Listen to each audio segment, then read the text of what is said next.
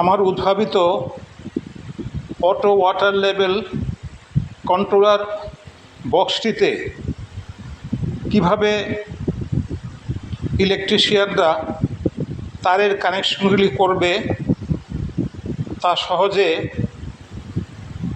দেখানো এবং বোঝানোর চেষ্টা করা হচ্ছে।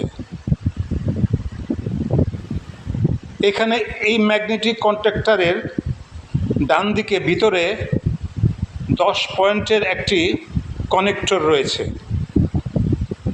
এই কানেক্টরের সবচেয়ে নিচের যে দুটি পয়েন্ট রয়েছে 1, 2, এখানে দেখতে পারি এই দুটিতে মেন লাইন ঢুকবে, 220 মেন লাইন ঢুকবে এবং এরপরের উপরের দুটিতে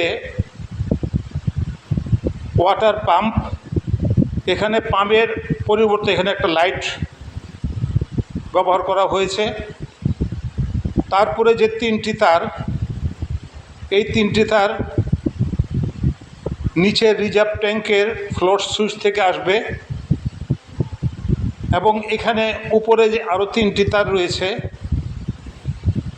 8, 9, 10, এই তিনটি তার ছাদের উপরের ফ্লোর সুইচ থেকে আসবে।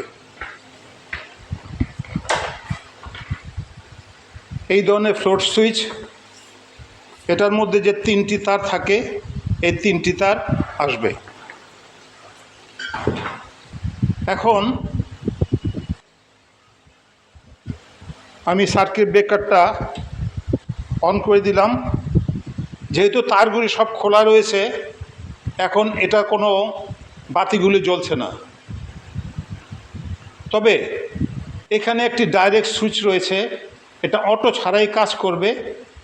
এই সুইচটি যখন আমি নিচের দিকে চাপবো তখন ম্যাগনেটিক কন্ট্যাক্টরটি অন হয়ে এই বাল্বের যে মোটরের পরিবর্তে পাম্পের পরিবর্তে যে বাল্বটি দেওয়া সেটা জ্বলতেছে এবং এখানে একটি লাল ইন্ডিকেটর লাইট জ্বলছে এবং এখানে একটি